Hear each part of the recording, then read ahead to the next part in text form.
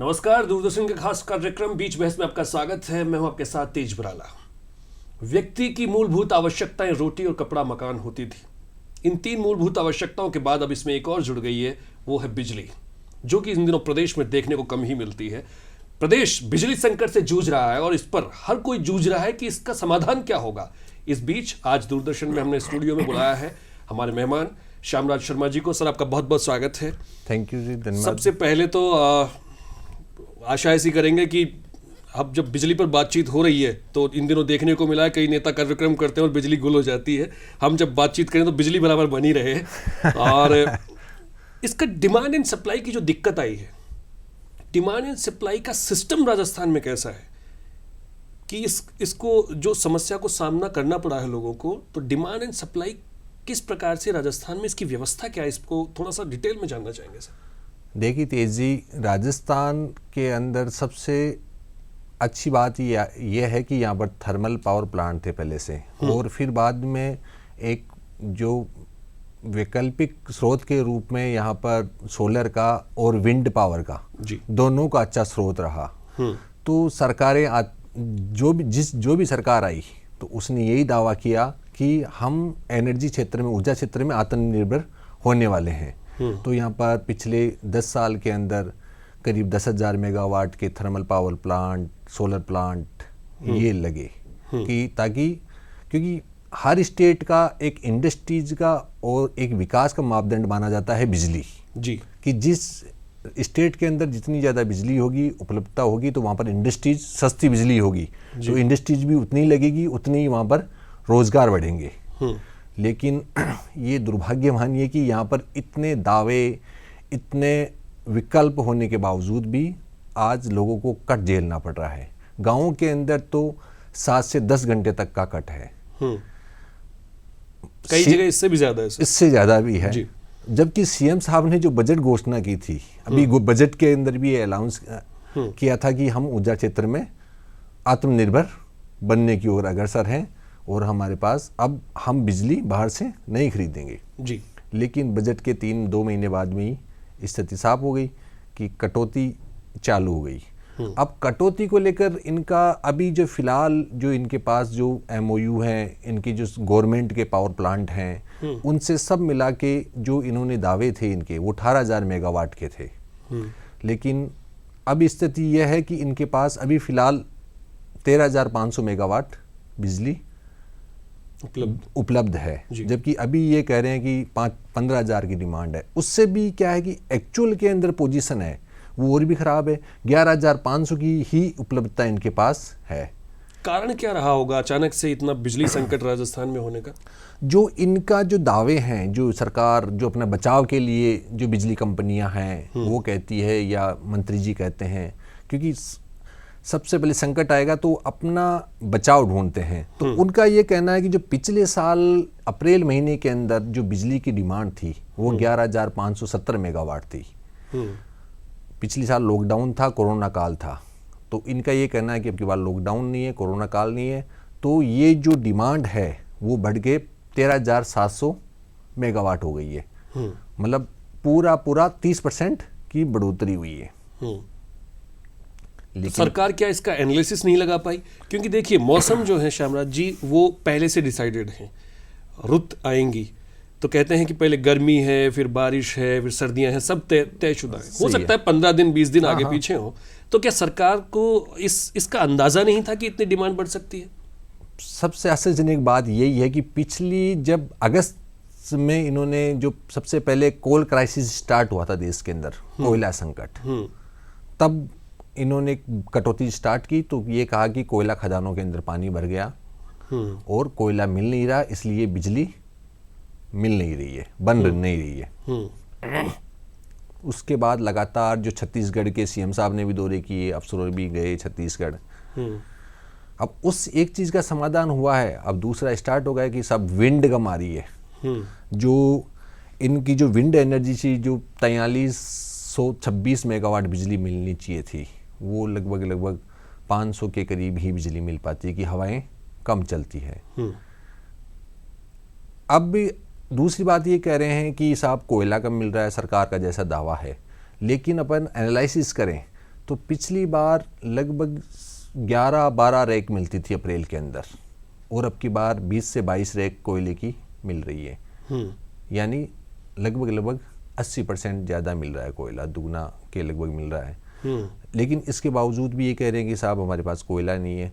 तो इसमें सामने या राजनीतिक या कोई हो सकता है कि प्राइवेट कंपनियों का प्रेशर हो, या सरकार का क्या ऐसा मामला है कि ये सब कुछ होते हुए भी क्यों नहीं ये मैनेज कर पाए या आकलन नहीं लगा पाए।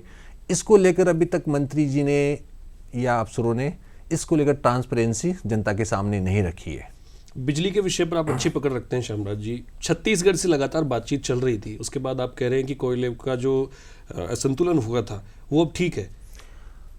ये छत्तीसगढ़ के अंदर तो जो पहले वाली जो राजस्थान उत्पादन निगम, देखिए मैं आपको बता दूं कि जो बिजली यहाँ पर राजस्थान के अंदर बिजली सेक्टर को मैनेज करने के लिए 5 बिजली कंपनियां हैं। इसमें 3 तो डिस्ट्रीब्यूशन कंपनियां हैं, जयपुर, जोधपुर और अजमेर डिस्कॉम। और यहाँ पर जो बिजली जनरेशन का काम करती है वो राजस्थान उत्पादन निगम करती है। और जो बड़ी लाइनें हैं वो प्रसारण निगम बिजली 33 kV के सब स्टेशन तक पहुँचाती है जी। अब उत्पादन कंपनी को 2015 के अंदर की सभी उत्पादन कंपनियों को देश की सेंट्रल गवर्नमेंट ने कोल माइंस अलॉट की छत्तीसगढ़ के अंदर। तो राजस्थान की भी छत्तीसगढ़ के अंदर कोल माइंस हैं, पारसा कांटा के नाम से। अब उसके पहले फेज के अंदर कोयला अभी निकाल रहे हैं जी। जबकि पहले फेज के अंदर जो 15 मेट्रिक टन के हिसाब से 2027 तक का कोयला था उसके अंदर। लेकिन ये कहते हैं कि साहब इसके बाद में डिमांड बढ़ गई यहाँ पर कोयले की, तो ज़्यादा कोयला निकालने लग गए। तो जो कोयला आपको 10 साल 15 साल चलना चाहिए था वो 7 साल में ही आपका ख़त्म हो गया। अब जो पारसा की जो सेकंड फेज़ है उसके अंदर वहाँ पर आदिवासियों का आंदोलन चल रहा है छत्तीसगढ़ के अंदर। वो जंगल और ज़मीन, कहते हैं कि जंगल और ज़मीन आदिवासियों की है, तो हम कोयला यदि खदान स्टार्ट होगी तो हमारा विस्थापन होगा, हम कहाँ जाएंगे। तो वो उनकी जो वहाँ की स्टेट गवर्नमेंट है उसका वो अलग इशू है। पर अभी फ़िलहाल वहाँ पर मंजूरी मिल गई है, लेकिन उसका 3-4 महीने लगेंगे उसके लिए कोयला वहाँ से माइंस के लिए माइनिंग में उसमें लगेंगे समय। भाजपा के जो वरिष्ठ नेता हैं राजेंद्र राठौड़ जी, वो कह रहे हैं कि भाई अफसर जो है कहीं ना कहीं मिली भगत करके दूसरे राज्यों से जब कोयला मंगवा रहे हैं उनमें तो चांदी कर रहे हैं, आपदा में अवसर ढूंढ रहे हैं। इस पर क्या लगता है आपको? उसमें भी ये आरोप लगते रहे हैं कि साहब जो वहाँ पर जिस कंपनी को, प्राइवेट कंपनी जो जो राजस्थान उत्पादन निगम को खान आवंटित है उसका जॉइंट वेंचर है किसी प्राइवेट कंपनी, बड़ी कंपनी के साथ। तो वहाँ पर ये भी आरोप लगते रहे हैं कि 10 साल का कोयला 7 साल में कैसे निकल गया, तो कोयला कहाँ गया, उसकी ऑडिट नहीं हुई।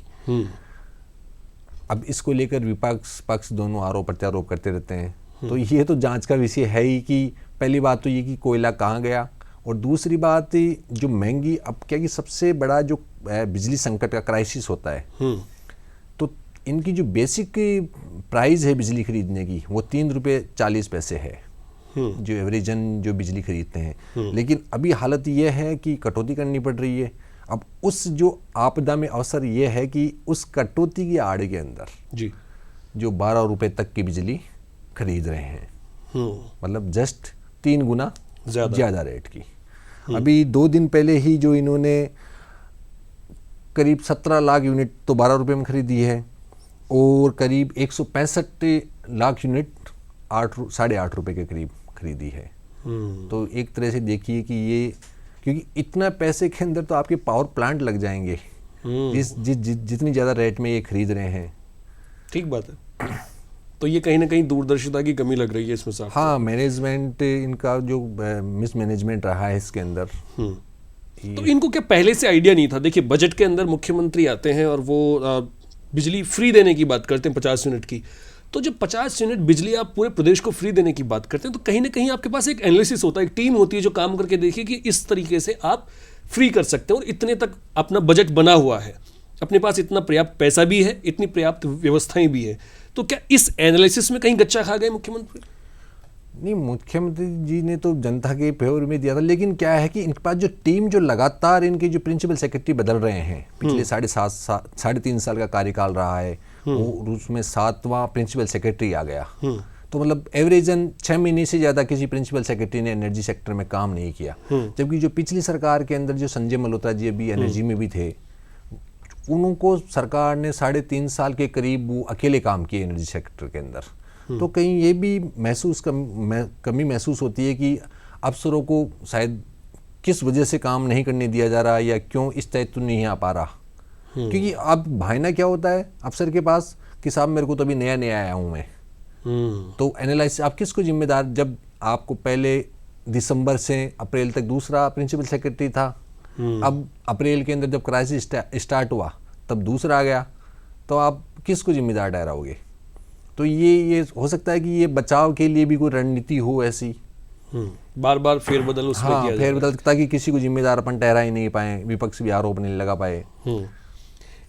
इन्होंने कहा कि भाई गर्मियों के आने से भी, इन्होंने एक बहाना ये भी रखा था कि गर्मियाँ बढ़ गई हैं एकदम से, अप्रैल में उम्मीद नहीं थी, उसकी वजह से भी ये संकट सामने आया है। तो क्या ये भी कारण है? हाँ, ये दो चीज़ करें कि साहब, एक तो उत्तर भारत में सभी स्टेट्स में बिजली संकट है, तो हमारे भी है, दूसरा गर्मी आ गई है। लेकिन अपन वास्तविकता में जाएं तो देखो, यहाँ पर एक सोलर, विंड, थर्मल, इन 3 चीज़ों का इतना अच्छा विकल्प है कि आप, क्योंकि सोलर की एक बात, सबसे ज़्यादा सोलर पार्क राजस्थान के अंदर है। अपन बात करते हैं कि सबसे बड़ा सोलर पार्क राजस्थान में, सबसे ज़्यादा सोलर उत्पादन राजस्थान में, और अब फिर बाद में एक तरफ अपन पहले स्थान की बात करते हैं कि हम पहले स्थान पे हैं। अब जब कटौती की बात आती है, जनता में त्राहिमाम होता है, तो कहते हैं कि भैया और स्टेट में भी हो रही है।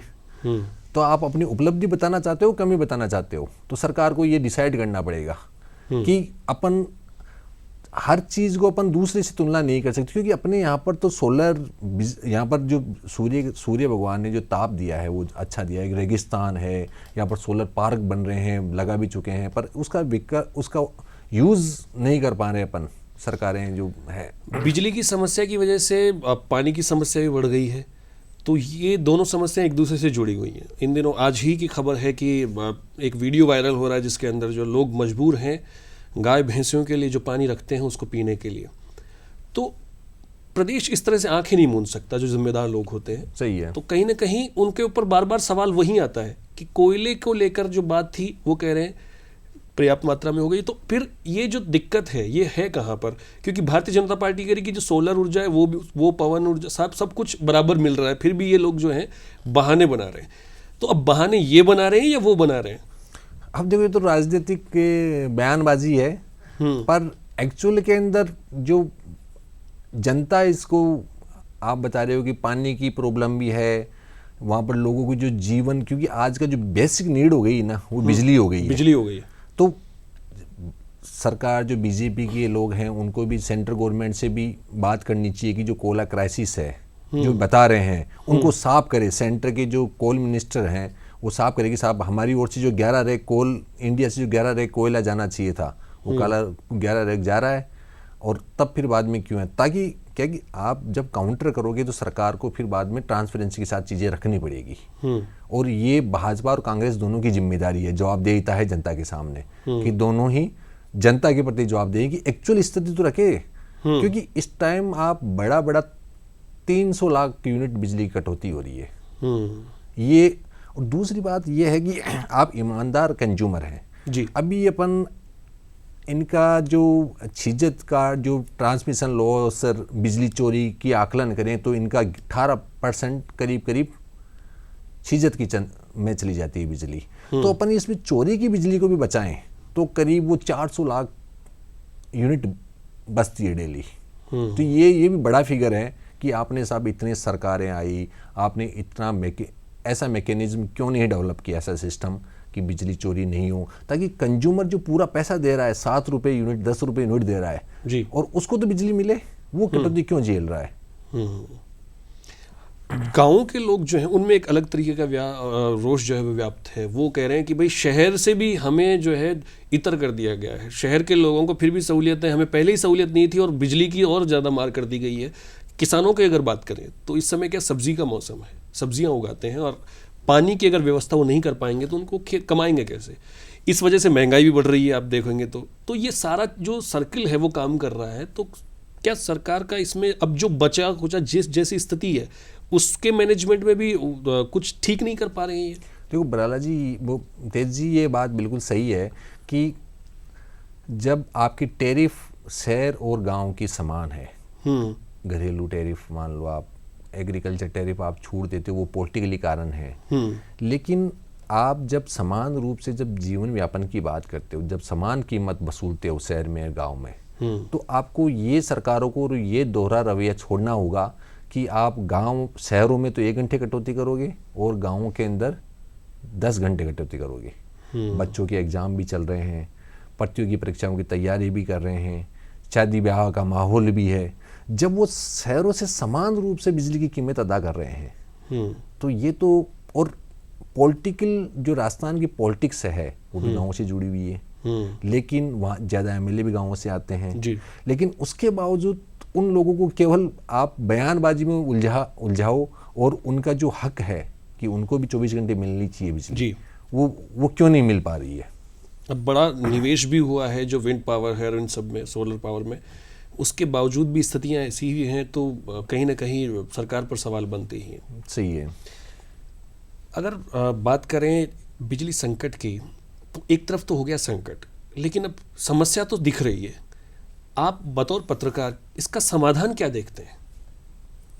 देखिए, ये समस्या तो सबके सामने है कि साहब ये जो अभी विंड से कम बन रही है या सोलर से कम आ रही है या थर्मल से कम आ रही है, लेकिन इसके समाधान के तौर पर कि इसका जो प्रबंधन है बिजली का, जो 5 कंपनियां इसीलिए बनाई थी कि बिजली का एक अच्छा बेहतर प्रबंधन हो। एक जो जनरेशन कंपनी बिजली उत्पादन का एक सेपरेट काम करे, डिस्ट्रीब्यूशन कंपनियां जो बिजली मिल रही है उसको समान रूप से डिस्ट्रीब्यूट करें, और उसके बाद में इन्होंने राजस्थान ऊर्जा विकास नाम से एक बिजली और कंपनी और बना दी जो बिजली खरीदने का काम करता है। अब जब आपकी 6 कंपनियां इसी क्षेत्र में लगी हुई है, अब उसके बावजूद आप ये प्रबंधन नहीं कर पा रहे हो, तो ये अफसरों की कार्यप्रणाली पे सवाल है। तो मेरा तो ये मानना है कि इसके जो समाधान है क्योंकि ये समाधान अभी ठहरने वाला नहीं है, अभी ये समस्या है जो अभी तक नहीं है, क्योंकि अभी 2 महीने बाद में जब मानसून शुरू हो जाएगा तो जो छत्तीसगढ़ की जो कोयला खदानें हैं उनमें पानी भर जाएगा। अब आज एवरेजन हर पावर प्लांट के पास 2 से 3 दिन का कोयला बचा हुआ है, मतलब आता है और खप जाता है। मतलब यदि किसी कारण वजह से यदि कोयला 2 दिन नहीं आए तो राजस्थान के पूरे पावर प्लांट में बिजली उत्पादन ठप हो जाए। जबकि जो केंद्र की गाइडलाइन है उसके अनुसार 20 से 25% तक इनको कोयला स्टॉक में रखना जरूरी है, क्योंकि अभी से इन्होंने कोयला स्टॉक रखना शुरू नहीं किया तो जो जुलाई, अगस्त, सितंबर, अक्टूबर, नवंबर जो रबी की फसल का शुरू हो जाएगा काम, तो उस टाइम तो पूरा राजस्थान अंधेरे में डूब जाएगा। तो अभी से इनको पहला तो कि कोयला स्टॉक करना चाहिए।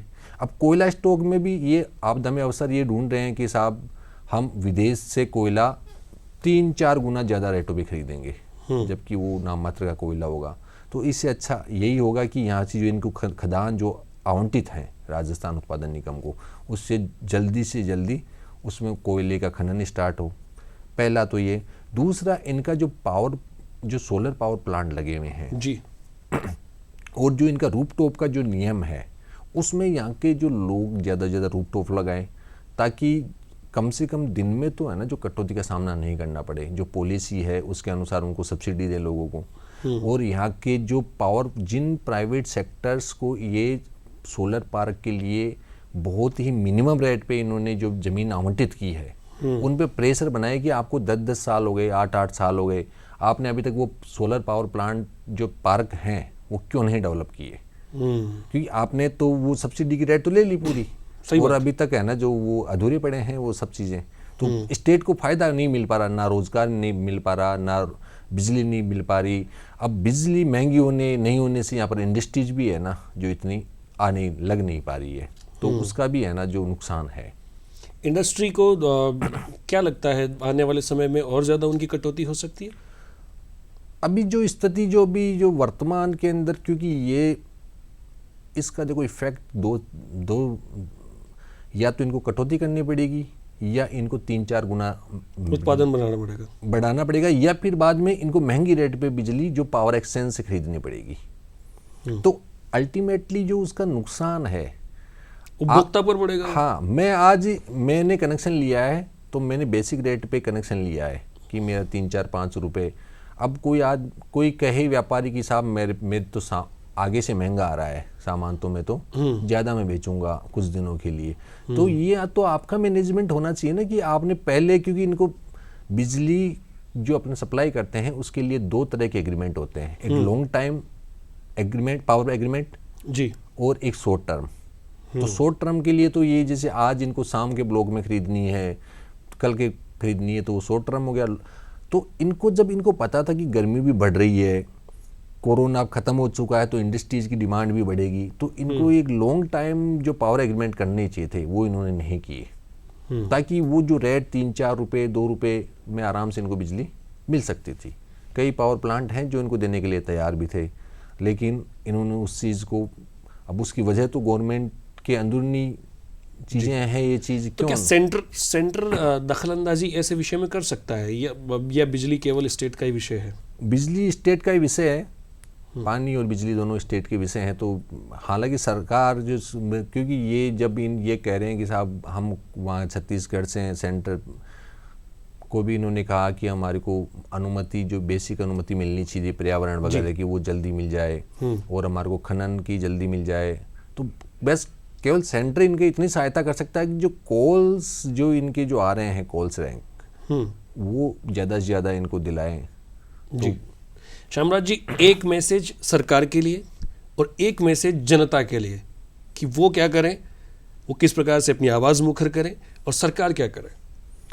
सरकार के लिए तो यही है कि क्योंकि आम जनता त्रस्त है, शादी ब्याह का माहौल है, एग्ज़ाम, क्योंकि बच्चे गाँवों के अंदर, ये जो शहरों के अंदर तो बहुत कम दिखते हैं, गाँवों के बच्चे वही आज से 5 दशक पहले की बातें करें कि लालटेन में आज भी पढ़ रहे हैं, वो शादियाँ आज भी जनरेटर लगा के हो रही है। तो सरकार फिर बाद में आपका ये जो आप 70 साल 50 साल के विकास की बात करते हो तो वो बेईमानी होती है। तो सरकार की तो ये जिम्मेदारी है कि हर व्यक्ति जो आप उस बिजली की कीमत अदा कर रहा है तो उसको 24 घंटे बिजली डोमेस्टिक और इंडस्ट्रियल कम से कम दी जाए। और एग्रीकल्चर सरकार ने वादा किया है कि हम 7 घंटे 8 घंटे के ब्लॉक में देंगे, तो वो भी वादा करें। तो सरकार को अब जनता ये थोड़ी बताए कि आप बिजली कहाँ से करो, ये तो सरकार के पास इतना बड़ा सिस्टम है जी, लाखों रुपए सैलरी लेने वाले अफसर हैं, तो वो इनको देखना चाहिए। और सबसे बड़ी है कि इनको जब तक कार्रवाई नहीं करती है सरकार अफसरों के ऊपर कि भैया आपने क्यों नहीं किया ये चीज़, तो तब तक ये चीज़ मतलब प्रबंधन सही तरीके से नहीं चलेगा। कहीं ना कहीं मंशा की आवश्यकता है। हाँ, मानसिकता की आवश्यकता है कि पहले तो उनको कहे कि भैया सर हम कुछ नहीं जानते हैं आपको, क्योंकि आज उत्पादन निगम जो सरकारी बिजली कंपनी है जी, उसका जो कैपेसिटी है वो 7580 मेगावाट बिजली जनरेशन कर सकती है। लेकिन हालात ये है कि उसने अपने पावर प्लांट मेंटेनेंस के नाम पर, कहीं मेरा ट्रांसफार्मर जल गया उसके नाम पर करीब 2 से 2,500 3 दिन पहले तो 2,500 मेगावाट के प्लांट बंद कर रखे थे जी, और अब 300-400 चालू किए हैं। तो मतलब आज भी उसके 2,500 मेगावाट के पावर प्लांट बंद हैं। तो ये सबसे बड़ा क्राइसिस का कारण, तो आप उन अफसरों के खिलाफ कार्रवाई नहीं करोगे कि भैया जब आपको पता था कि गर्मी आने वाली है, मानसून आने वाला है, आपके पावर प्लांट प्रॉपर काम करने चाहिए थे, उन्होंने तो, मेरे तो सरकार से यही अपील कि उन अफसरों, पहले तो इसका जो मैनेजमेंट है उसको सुधारा जाए और दूसरा उन अफसरों के खिलाफ कार्रवाई हो। तो कहीं ना कहीं ठोस नीयत जो है वो सरकार को दिखानी होगी और इस पर कार्रवाई करनी होगी कि गलती कहाँ हो रही है, प्रबंधन को सुधारना होगा। आपका ये कहना है श्यामराज जी, आप स्टूडियो में आए, इतनी सारी बातें और गहनता से इस विषय को समझाया, उसके लिए बहुत बहुत धन्यवाद। तो ये थे श्यामराज जी जो बता रहे थे किस तरीके से बिजली का संकट प्रदेश में अभी आने वाले दिनों तक और रह सकता है, लेकिन अगर सरकार चाहे तो कहीं ना कहीं जो कुप्रबंधन हुआ है, जहां पर गड़बड़ी हुई है, उसको ठीक कर सकती है। और जब तक बीमारी ठीक नहीं होगी, बीमारी आगे बढ़ेगी, क्योंकि बैक टू बेसिक्स जाना होता है। आपको देखनी होती है कि कहां पर कमी रही जिसकी वजह से आज स्थितियां इस प्रकार से सामने आई हैं। वरना राजस्थान इस तरीके से कभी पहले अंधेरे में नहीं रहा। आप भी अंधेरे में नहीं रहें, अपनी आवाज मुखर करें, लोगों तक जागरूकता फैलाएं कि आपका हक है, आप अपने हक के लिए अपनी बात सामने रखें। बहुत बहुत धन्यवाद। नमस्कार।